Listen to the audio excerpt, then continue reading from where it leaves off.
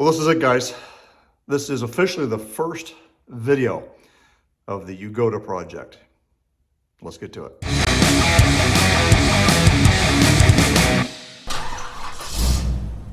So guys, a quick 30 seconds to tell you what we're doing in this series. Most of you know, but if it's your first time to Olde Carr Guy, make sure you go down and click that subscribe button.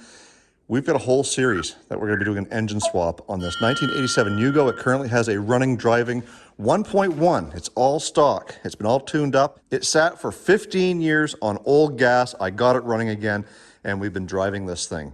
So the plan is to take the engine out of this and replace it with the engine and transmission out of that. Now, I know there's a lot of guys out there who are hating on me for taking a perfectly good car and engine setup and doing this swap. I know that there are some swaps with the other Fiat engines, the 1.5, the 1.9s, that you can make some pretty good power with. And you know what? That's all fine and dandy. I'm looking to do something a little bit different, so that's why we're going with the Toyota drivetrain, and we're gonna make this work. At least that's the plan. So what we've got to do first is we've got to get the Lincoln out. Yes, if you're watching this video, I probably still own the Lincoln. It is for sale. If it's not for sale, I'll put a little caption on the bottom of this video, but it's still for sale. $3,500 US, $4,500 Canadian. Hit me up in the DMs and we'll see if we can make something work. Looking to trade that, looking to pay cash, whatever you want to do. Anyways, got to get that thing out. Got to get the Yugo moved around so that we can get the Toyota in here and get started. Let's do it.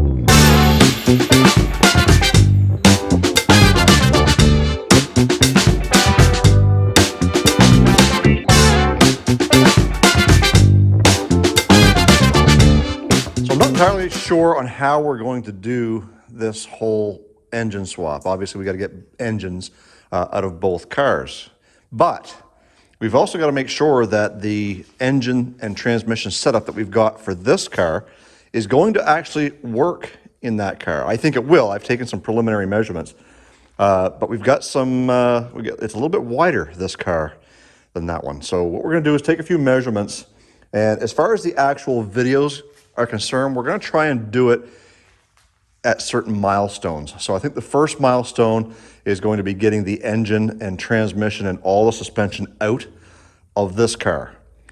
That way, with all the wiring and everything that we need out, we can kind of take the Echo and put it outside, get it out of the way. Then we can focus on getting the engine and transmission and front suspension out of the Yugo. And we got to figure out what wiring we need to leave, what wiring has to stay. And then we can start taking measurements. Now, when it comes to width of the track, the wheel track in the front, it's wider. So does that mean we've got to wide body the Yugo? Possibly. I'm not opposed to doing that, but if we don't have to, I'm not going to. My goal is that by the first weekend in July, which is the Atlantic Nationals here in New Brunswick, where it's pretty well the biggest car show on the East Coast as far as Canada's concerned. So my goal is to do the engine swap and hopefully get it running and driving so that we can get it to the Mountain Nationals in July. If we don't make that goal, well, it's not the end of the world, but I'm putting that as our timeline.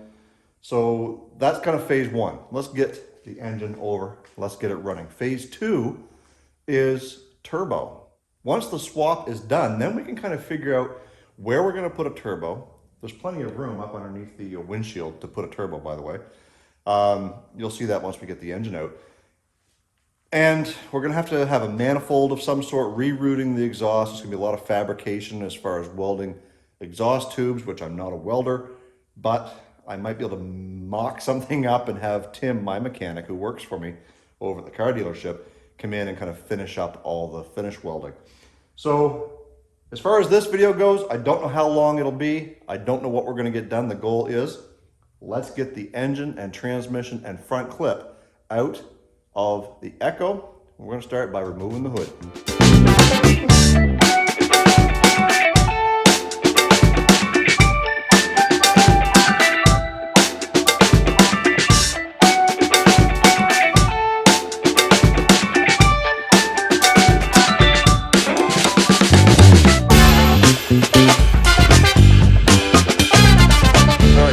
we've done here is we've taken the wipers off and the cowl, and we've kind of created ourselves a little pile here of stuff that maybe we can salvage, maybe we can't.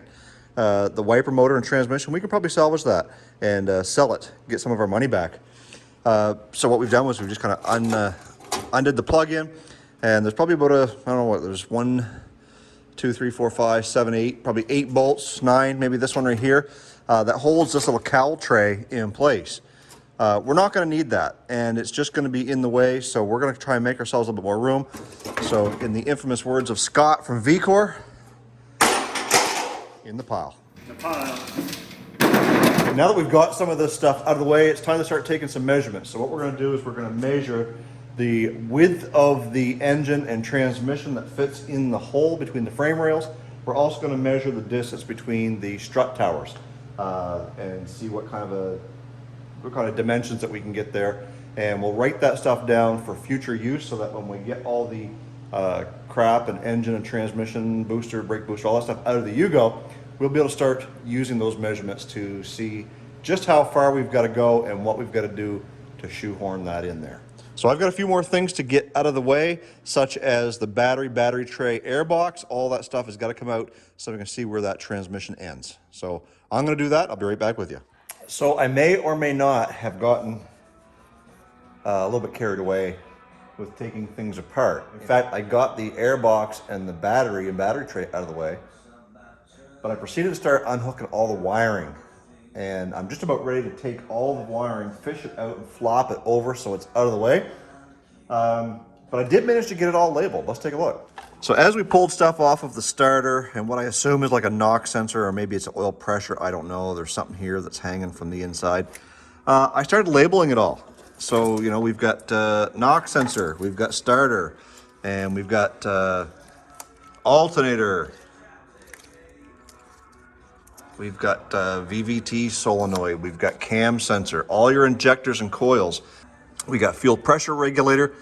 We got a whole bunch of stuff over here that's all unplugged, and I've got it disconnected with, and I've got it disconnected right here from the fuse box. So this is the power to everything, I guess, under the hood, because it's all connected to the same harness, and it all goes in back here into the firewall, which I assume is where the computer is. So we're gonna have to kind of figure out how to get that computer disconnected and all this wiring pulled out of the way. For now, let's get it flopped out of the way and get ready to take some measurements and then start working away at getting this this engine out of here. I have noticed just how rusty this little car is. You know, there was something that was mounted right there. That's rusty. All the slave cylinder. Look at the slave cylinder. She's swollen. And I just twisted off the alternator bolt there because, well, you know, it's corroded, it's wrong. And this alternator is actually seized up. You can see some marks on it there, but it's seized up. I had to cut the belt off it just so I could run the car around the yard. There's the engine identification. And we found a few things that are just, we're gonna have to replace. Like, take a look at this radiator. I took the radiator out with all the coolant tank expansion. That's rope. So this is something that we're gonna have to deal with at some point in time when we go to get the engine cooled once it's in the Yugo. So likely a new radiator there. The pile is actually getting bigger.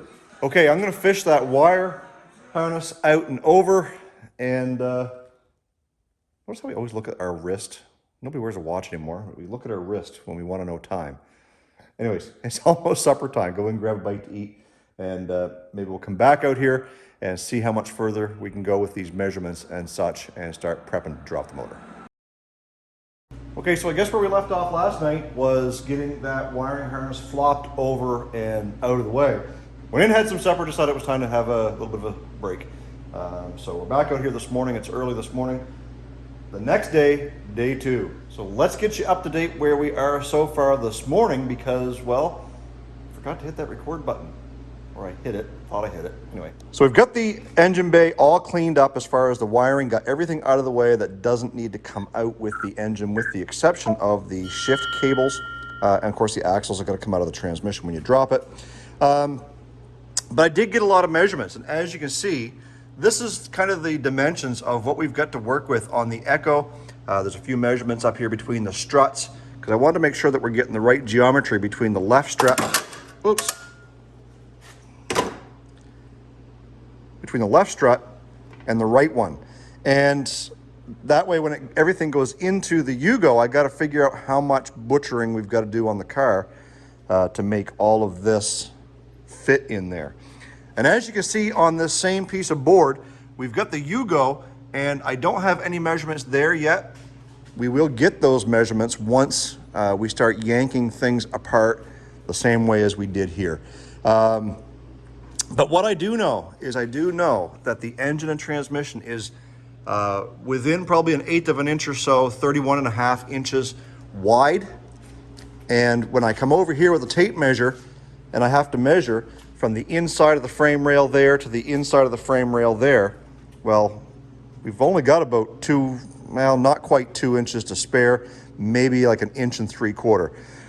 I don't know what we're going to have as far as depth from here to the firewall, because the firewall is quite a bit narrower on this car than it is on this one. There's a pile of room in here. They could have put the next bigger engine in here quite easily. This is the 1NZ, the 1.5. They could have gone with the 1.8, the 1ZZ, or the 2ZZ from the Matrix or Corolla. That would have worked very well in this car, which in fact, I think they may have done, quite possibly with the RS. I don't know. Prove me wrong in the comments. Also, guys, if you want to get your very own Olde Carr Guy t-shirt, there's a link down in the description box below. You can help support the cost of this build by buying some merch from Olde Carr Guy. And when you do that, that money goes right back into this build right here, right now. We will have some Yugo t-shirts coming out. I got my buddy Tim working on that. So those will be out at some point as well. So if you want to wait to get a Yugo t-shirt, you can do that. But if you want to support Olde Carr Guy, go ahead and hit that link in the description box below. It really helps out the channel. So when it comes to getting this engine and transmission mounted in that car, the fabrication that we have to take into account is, where does this thing mount? Well, we've got an engine mount right here, which mounts on the frame rail. So if the frame rail doesn't line up, we're going to have to manufacture something over there on that frame rail. Same thing over here. We've got a mount right here that mounts to the inside of the frame rail.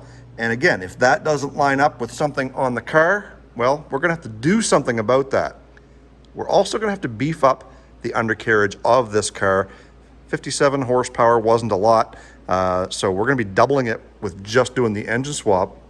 And if we add turbo to it, well, we could be almost tripling the horsepower. So we want to make sure that the first time that we go and try to take off in this car, well, we don't twist the frame on it or end up in the ditch somewhere over torque steer. So now that we've got the wiring harness up out of the way and we've got our measurements, I think we're ready to start dropping this motor down through.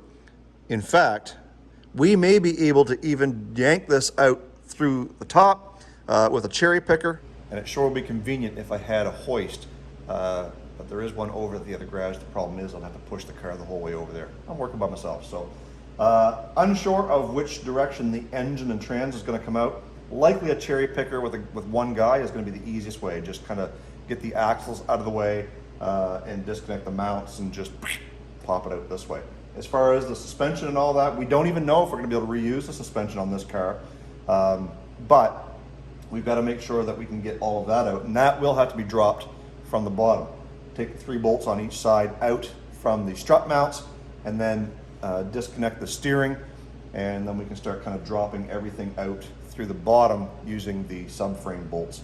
Now, because I am working by myself on most of this, I've got to take safety into account at least a little bit, and so I think we're going to grab the cherry picker from the shop and start maybe getting ready to yank this thing out this way. So those are going to be the next steps, is getting this engine and transmission ready to yank out.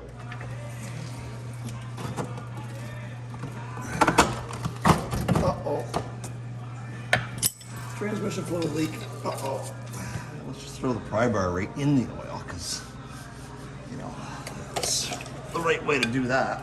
Just slide out of there. Why not? You piglet. Oh, I can't see. Oh, I can't get that axle out. Freaking old snap rings. Why are you being such a... I keep dropping that poop thing in the damn fluid that I spilled. It's small little things just like this that have kept me from doing such a big project in the past, because sometimes the simplest little things like trying to yank an axle out have got me hung up. I've been fighting with this thing now for 15 minutes.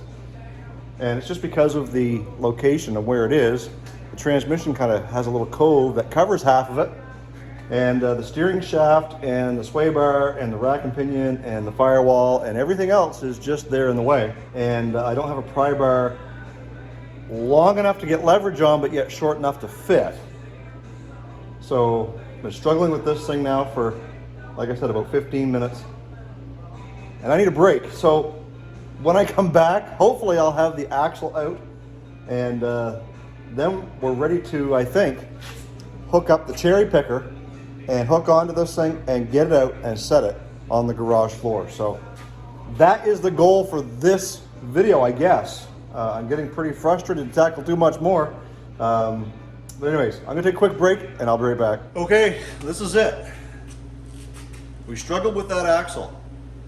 And after a little bit of a break and coming back, I struggled with it some more. So I moved on to a couple of other things, and that was getting the rear engine mount out of there. That was a challenge because it had a weld-on nut on the back side, and well, it just broke. So I got the vice grips, clamped on that, started wrenching it out. That came loose. So I said, well, you know what, I'm gonna try a little bit more. I got down there literally with a flat screwdriver. No word of a lie. I went in, pried, snapped. Like within 2 seconds, it literally popped out and it was puking transmission fluid on the other side.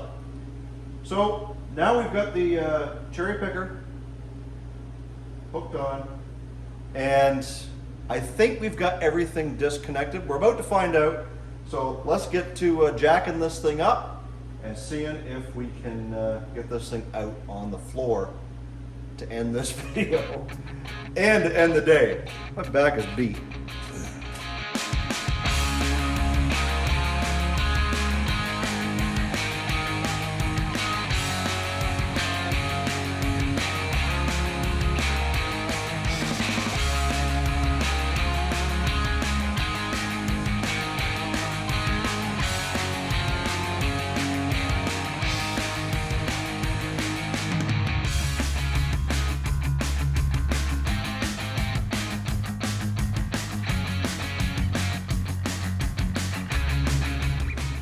Well, there it is, fellas.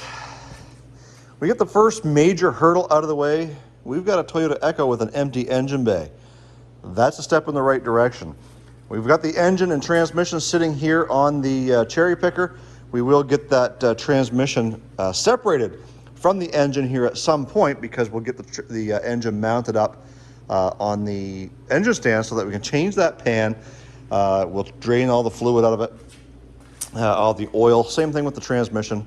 Most of the oil's on the floor, as you can tell, underneath the car. But we will get that all fixed up, and right here, we've got to get that slave cylinder off. We're going to try and see what we got to do about some of these brackets, clean them up, give them a paint job or something, and see where we go from here. And that wasn't too bad. That was basically I would call it a weekend project. I probably had maybe, I don't know, 3 or 4 hours on it yesterday, and I've been on this thing. It's like almost 4 o'clock. So I've been on this thing for probably 5.5 hours today, basically by myself. And we made some headway. We had a struggle with the axle. We struggled a little bit with one of those bolts in the back on that mount as well, breaking off the capture nut. But that is one major hurdle out of the way. So the next thing we've got to do is get the engine transmission separated, put a clutch in it, put the pans on it, get things cleaned up, and get ready for that to be mocked up or installed into the Yugo. So at some point, I'm not sure when the next video is going to come out for this, at some point we've got to get all the drivetrain out of the Yugo and kind of start that process as well. We're going to have to be a little more delicate than we were with this car. We know that this Echo is going to be scrap, so that's going to just kind of go away. We do need to save the catalytic converter as well as the O2 sensors off of this, because for now, we're gonna have to use that over here. And the computer's gonna have to read the O2 sensor. So a few more things we gotta get off of here, but I think we're off to a really good start. I hope you guys enjoyed day 1 and day 2 of the Yugo project. There's gonna be lots more to come. Also, if you guys aren't subscribed to my YouTube channel, I encourage you to go ahead and do that now, because look, this is gonna be fun.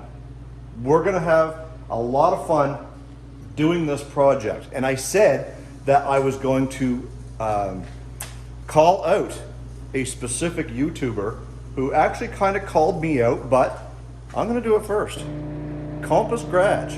I'm gonna leave his link here as well as in the description box below. Alan has kind of challenged me to a race once we get our engine swapped Yugos done.